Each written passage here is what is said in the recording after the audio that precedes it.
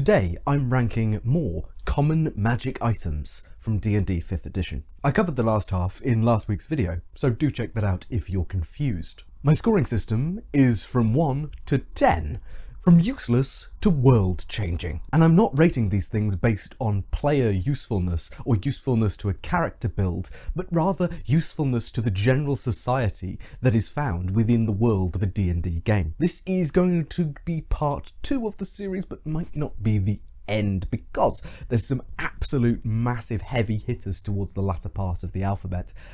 So keep yourselves tuned for that, but this may need to be a 3-part video after all. Let's go. The Subtle Mind Crystal is a great start.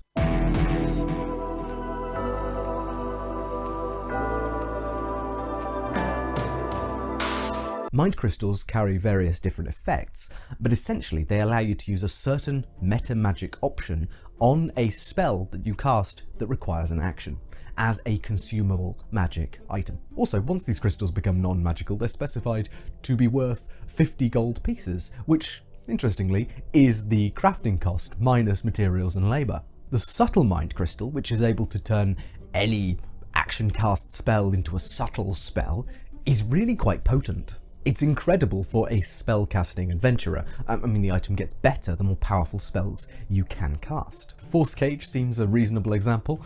Being able to cast it without verbal or somatic components means that you might be able to spring an awful sort of trap on whoever you're targeting. And for most anti-mage warfare, you're relying on the ability to understand at least what sort of spell is being cast. In many cases. See my video on stopping a mage with mundane items for more. Furthermore, in a mage's duel, this essentially robs them of any ability to use a counterspell effectively. This item grants pretty much all magic users possibly the best sorcerer meta magic feature for the cost of a common consumable item. Incredibly useful for assassinations and almost surefire escapes. Teleport, as an example, could be a pretty much foolproof method of escape for any high enough level spellcaster using a subtle spell mind crystal, as long as they're okay debasing themselves with these sorcerer's tricks. This is an 8 out of 10, despite being mostly useful for higher level magic users.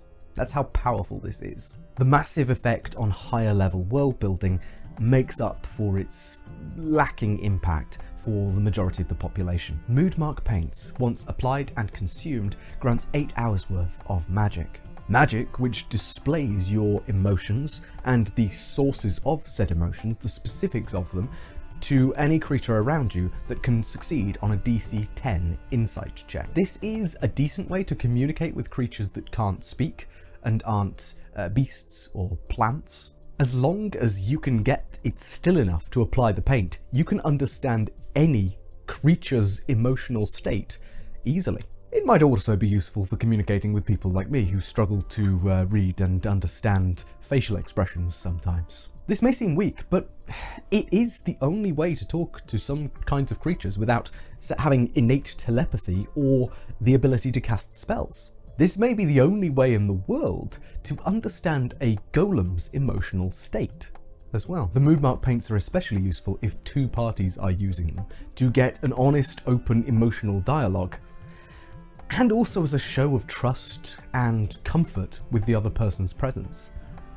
I'd be tempted to give these a 6 out of 10 for these reasons. The Moon-Touched Sword is really quite useless. Very few people want their weapon to be a source of light, and the light that this weapon gives off is really quite negligible. It's really weak. This is a 2 out of 10. The Mystery Key has a 5% chance to unlock any lock it is placed into. Once it's been used to unlock something, it vanishes. This is one of very few non-magical ways to bypass an arcane lock, which can raise a lock's DC by 10 points. But there aren't too many times that the regular person needs to get into a specific place that is locked with this degree of urgency. And if it is really life or death, you'd probably want more than a 1 in 20 chance. This is a 2 out of 10. Fun thematic item though.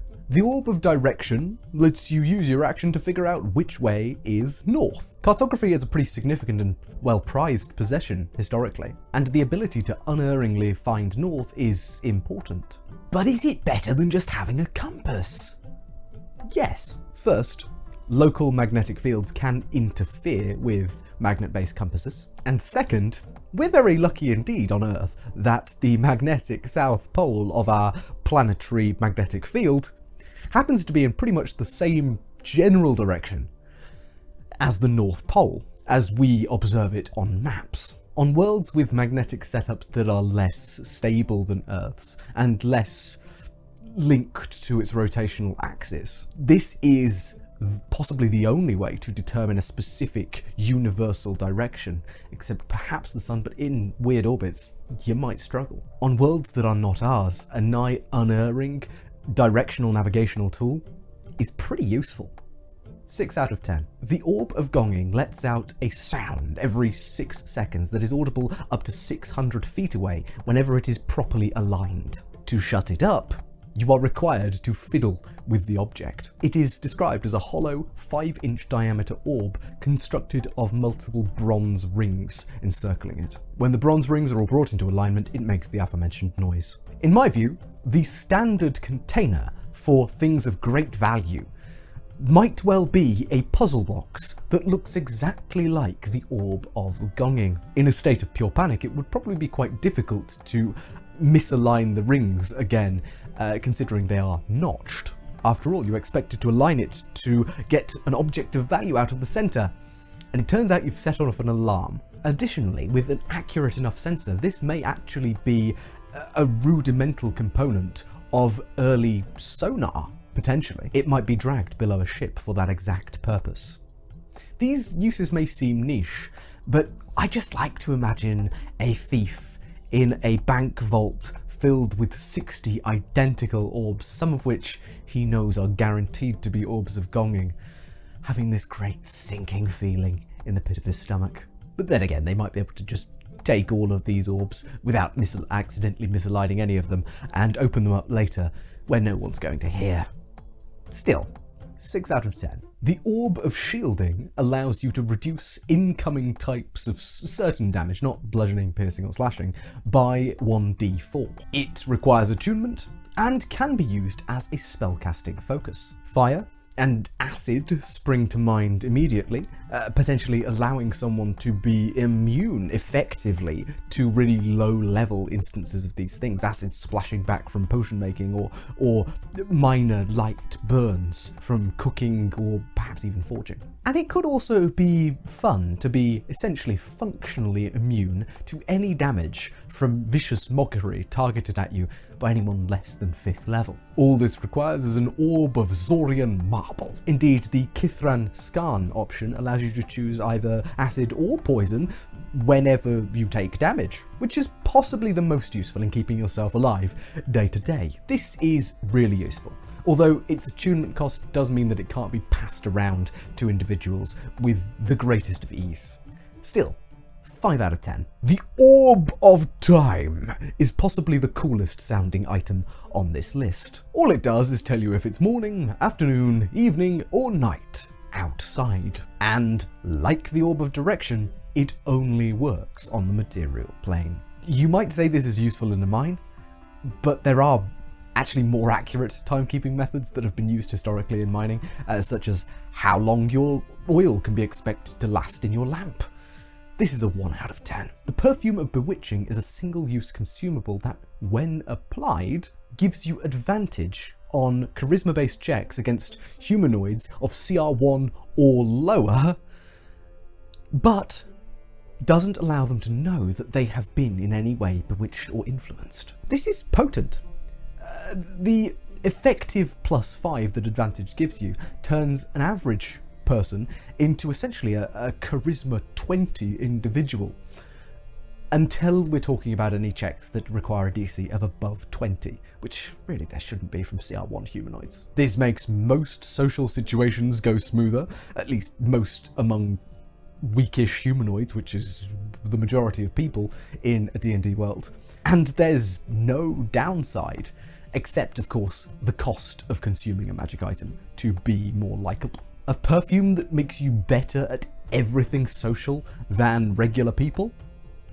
Yeah, that's probably a 7 out of 10. The Pipe of Remembrance is really cool. When smoke is exhaled through it, it coalesces into a visual form of smoke, revealing the bearer's memories, the greatest achievements and triumphs that they have ever felt for about 5 minutes of showtime, if you will. It works only once a day, though. Technically, there is no stipulation that the person who exhales the smoke needs to be the bearer of the pipe.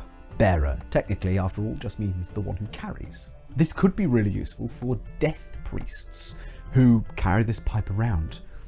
Allow the dead to bear the pipe, holding it and exhaling smoke themselves through to see the bearer's greatest triumphs and victories, to determine proper funeral rites for people who have long since passed. I mean, this could form the basis of an entire faith movement. Also, I can absolutely see warriors or commanders meeting each other at a joint smoking session where they essentially each one gets their turn to brag with their pipe, and knowing that none of these exploits will be untrue, they are authentic to the person who is smoking it. This also works as a way to root out spies or doppelgangers in the midst, making sure that everyone's smoke-filled achievements are actually their own. This might turn smoking into a matter of national defence, which I'm torn on, morally, but the item gets a 7 out of 10. Speaking of smoking as a public good, the Pipe of Smoke Monsters allows you to use your action to breathe through this, creating a spectral, smoky form of a specific creature. This creature has to fit within a certain area, but can be miniaturized to do so. This could be used to educate soldiers, guardsmen, or citizens alike on what to expect when facing certain monsters, from their visual presentations at least. It could also be used to help identify what creature the person saw out in the woods, kind of a smoke-based monster lineup system, if you will. A gas spore, spectator, and beholder require very different responses. And with this, witnesses can hopefully identify creatures more easily. It may be true that creature here refers to a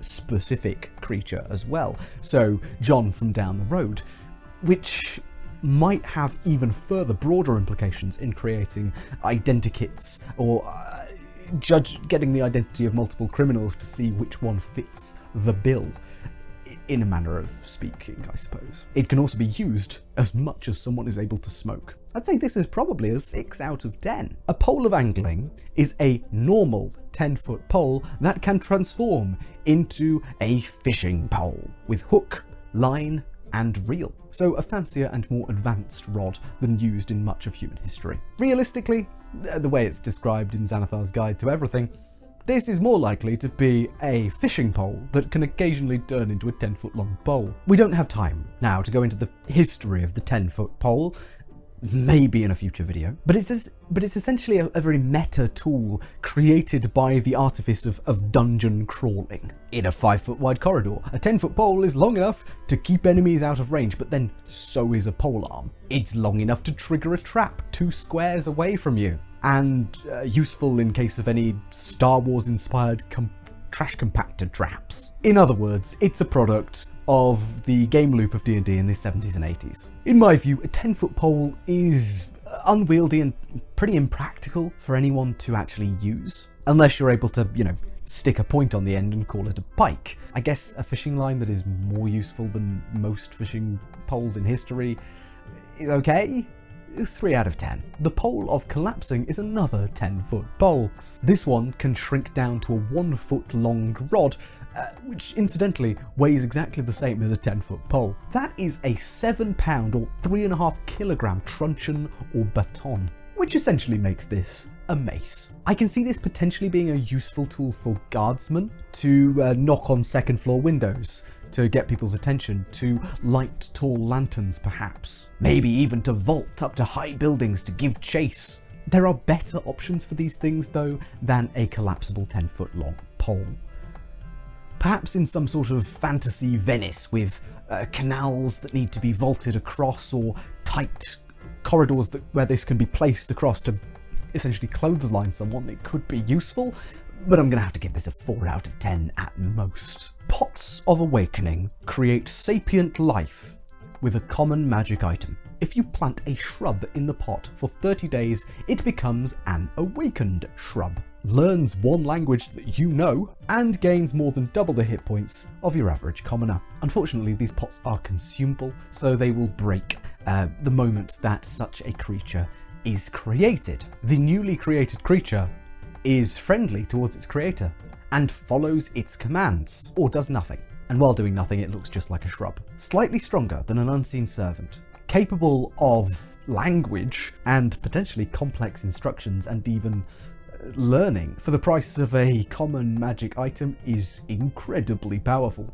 You can staff an entire factory with shrub-based labour. With enough money and growing time, you would have a private army that is stronger than a collection of commoners. And these guys are even friendly to you. Yes, they won't work if you don't tell them to or tell them what to do, but equally your orders don't necessarily have to have a stopping point when your labourers just photosynthesize to survive. They may not be, good at things, skilled in crafts, but for a basic production line, they're absolutely fine, and unlike unseen servants, they continue existing, and they can learn. Green power. For 50 gold, some monster bits, a week's worth of work, and 30 days to wait for the thing to sprout. It's a pretty good deal. 10 out of 10. In stark contrast, the Potion of Climbing makes you really good at climbing. It grants you advantage on athletics checks to climb, but also grants you a climbing speed equal to your walking speed for 1 hour. Not really useful unless you really need to climb fast for a short time. 2 out of 10. The Potion of Healing, on the other hand, is potent. These have the power to heal nearly mortal wounds and bring people back from the brink of death. Every adventurer has had some incredible benefit from these little red bottles, especially in earlier levels. When administered to another creature, they can revive an ally from near death to fullness of health within seconds. But how useful are they? These should be best used probably when there is no immediate threat to your life in the local area on another person. So you use these on a person who has been hurt by something that is not likely to also hurt and kill you, because that would defeat the objective. Accidents happen, and a Potion of Healing is perfect for when they do. Foremen on large construction projects may wander around the ground having these just in case of emergencies. A mason falls off a high roof. Well, hopefully there's enough of him to administer a potion to, and if you do in time, he's fine. The trouble with this, of course, is that massive damage in these situations might just instantly kill most regular working people anyway if they fall from a great enough height, for example. Meaning that the Potion of Healing is completely useless in that case. A Featherfall token works much better for this eventuality, although you do have to give them out to everyone, but that was pointed out by a commenter on the last video. Another fact of the D&D world is that a long rest will fix those injuries right on up pretty quickly, as long as you don't get debilitated or your wound doesn't get in some way infected or diseased. So despite this possibly being the best player-facing common item in the game, I'm afraid this is only gonna get an 8 out of 10 from world building impact.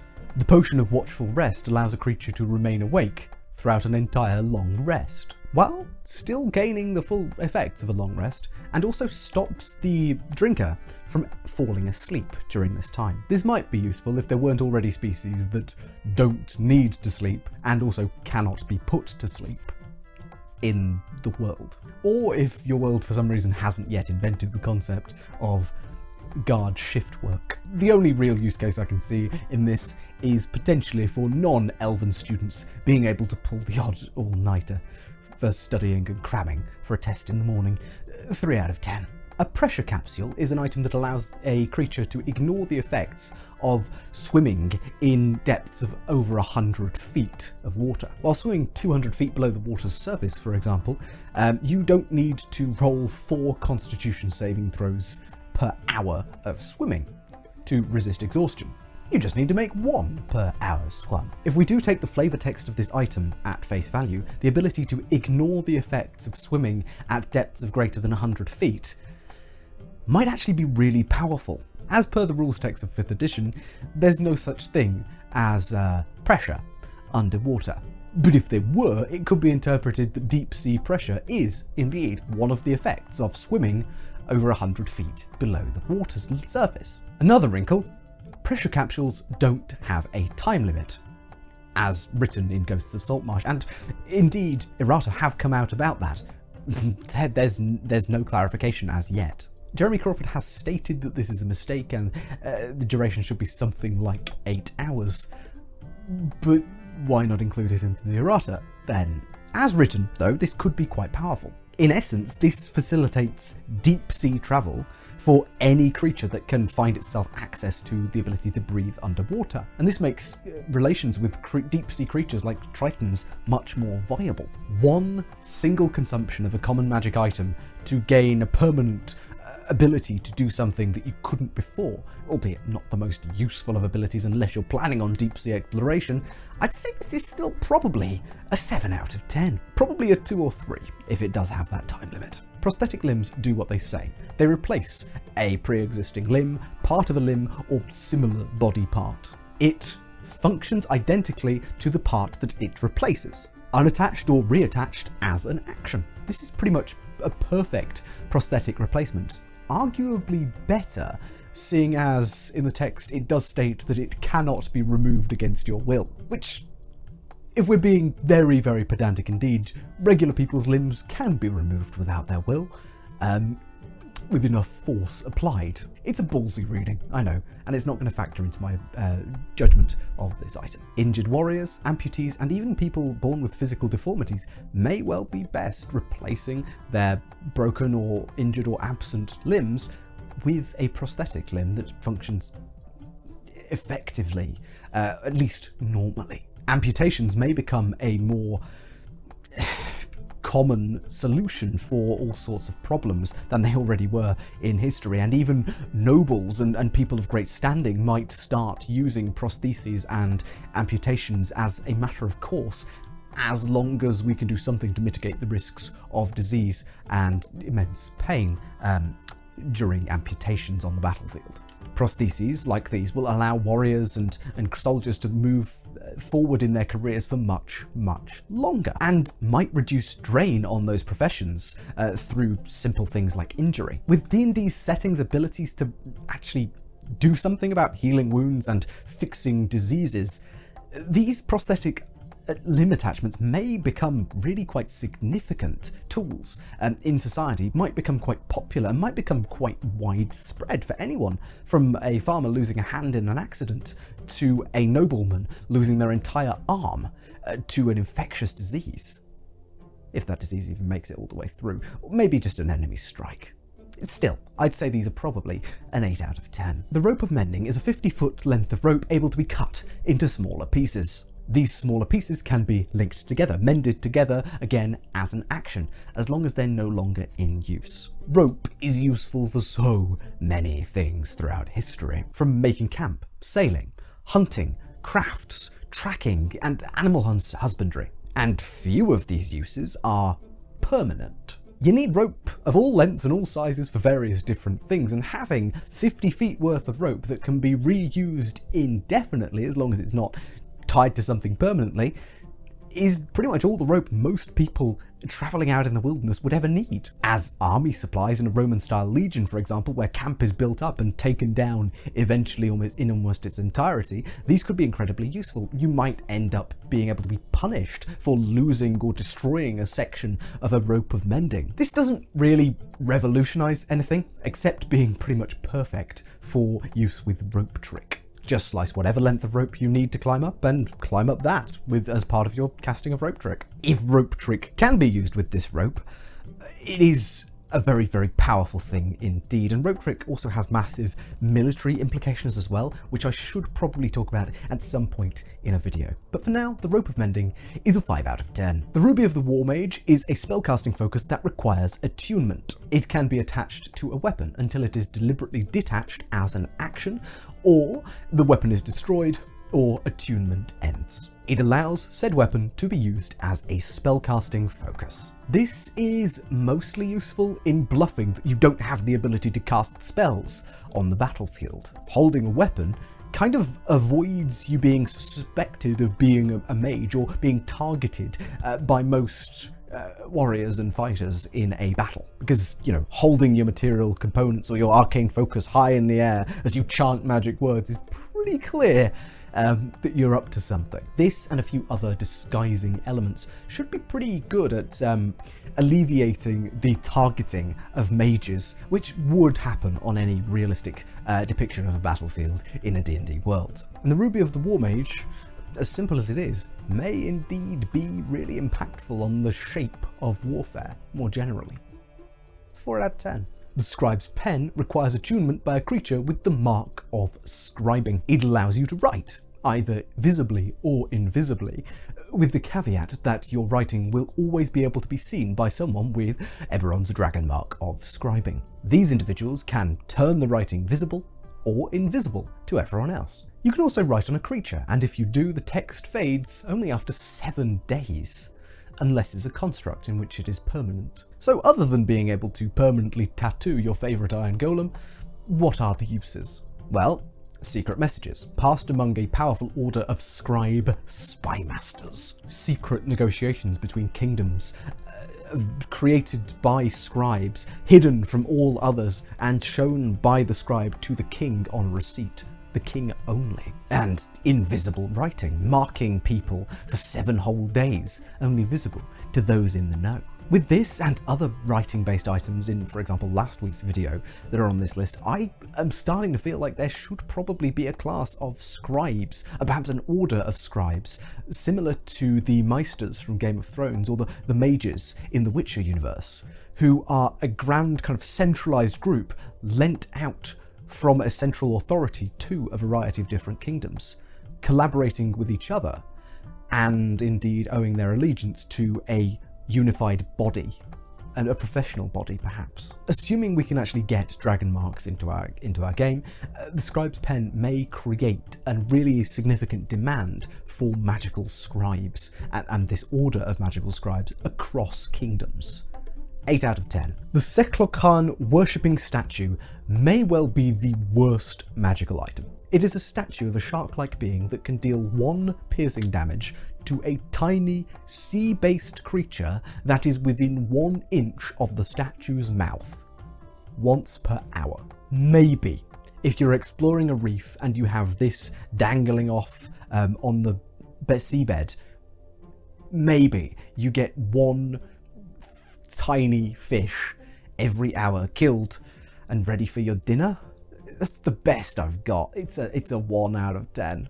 The Shield of Expression lets you use your bonus action to change the expression of the face on the front of the shield. There's a chance that this is useful on stage as part of a show, you know, as part of a commedia dell'arte style of demonstrating to the audience a character's hidden feelings or hidden agenda. Now, an addendum to last week's video. I said that cosmetic items were generally useless, and culturally that may not be true. They may be used in theatre specifically. So I would like to bump all of those up to a 2 out of 10. And the Glamour Weave specifically to a 3.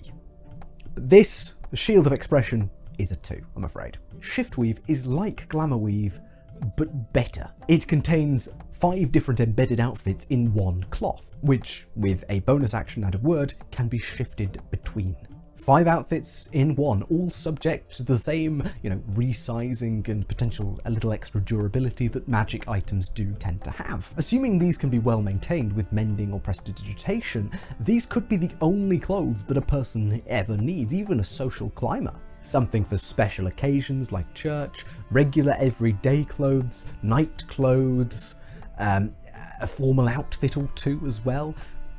That's pretty much everything the average person could ever possibly need. Perhaps your formal outfit doesn't come with a blazer, so you can swap that out. Perhaps your formal outfit doesn't come with a coat or top, so that you can swap that out at your leisure, potentially even, to give more options out of this shiftweave. Furthermore, shiftweave clothes don't necessarily have to follow kind of traditional ambitions or scope or even physics necessarily. I can envision wealthy folks having multiple different suits of shiftweave, especially those who often need to switch between roles, like presidents, guild masters, and merchants as well. To blend in or stand out, to fit with the latest fashions, shiftweave may become a seasonal commodity bought every single year as an update to one's wardrobe and one's fashion choices. We might see magic crafting houses come fashion houses, developing all sorts of wild new outfits every single time someone wants to one-up someone else. You don't necessarily need all of the grand magical pieces like dragon scales and things like that. The shiftweave does it for you. It could very well start a sort of magical fashion arms race among wealthy communities and be one of the most popularly bought magic items ever. Shiftweave may even become synonymous among wealthy folks as a kind of fast fashion, an early industry of fashion that is designed and discarded as quickly as it can be made, creating a vast industry for this type of magic. I'd say all of this might warrant a 6 out of 10. The Smouldering Armor is as good as any other cosmetic magical item. It smoulders, it gives off smoke. It would be really cool in combination with the Dread Helm as a true baddie, but it's a 2 out of 10. Spell scrolls, as common items, are not that good. They allow the casting of a first level or cantrip spell once. Sure, the ability for everyone in the world to cast first level magic would be crazy, but that's not the case with a spell scroll. A spell scroll cannot be used if you don't have the spell on your class list. So to use it, you need to have levels in a class, which is very uncommon as far as I'm told in most people's D&D worlds. And if it's a higher level than you can cast, it's a DC 11 for a first level spell, which means, well, you might have a bit of a problem because the spell scroll fizzles to dust if you can't achieve a DC 11 Arcana check. Honestly, common level spell scrolls, first level and cantrip level, are, although they're cheap, are barely worth the parchment that they are scribed upon. Except to a wizard, who can add them to their spellbooks, I guess.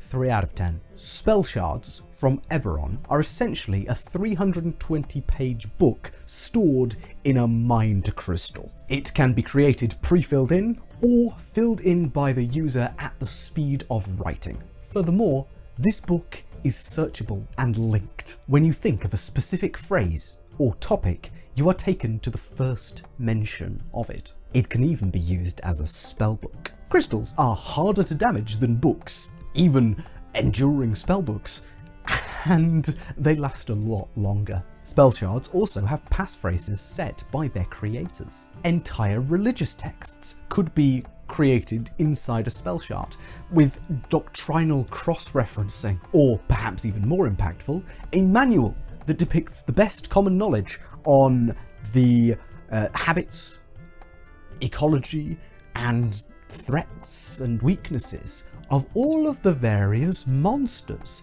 in a world. Both of these would likely be produced on a mass scale, with new editions being really quite prized and regularly replaced by religious leaders and guard captains alike. This is a searchable PDF in your brain that cannot burn like the libraries of old, which could be filled in with pertinent information by the user as well. Standard practice might see 300-page non-fiction fact-filled books with 20 pages at the end for user notes and all sorts of things like that. This significantly alters both the distribution of information and the secrecy of high-level information, considering they can be password protected. In any world, a spell shard would define how people know and learn things.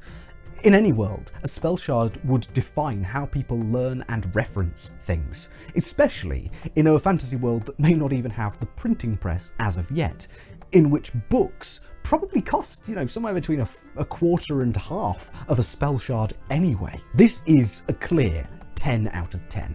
But with all that said, I've been Tom, otherwise known as the Grungeon Master. Thank you so much for watching, and I'll see you in the next video.